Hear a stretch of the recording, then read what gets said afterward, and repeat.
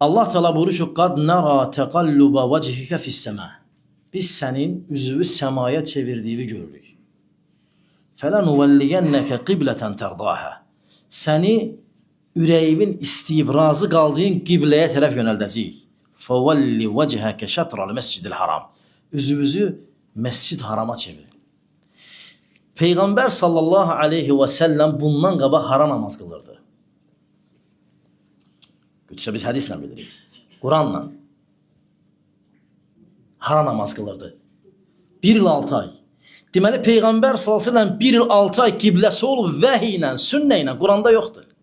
Müsəlmanların 1 il 6 ay qıldıqları namaz vəhiy ilə olub və qiblə də olub. Elə deyil.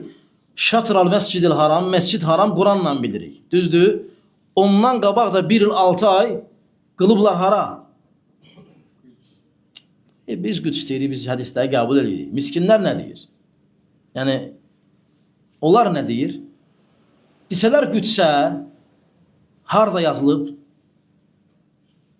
Quran-ı Kərimdə harada dəlil var ki, Qüdsə namaz qıl?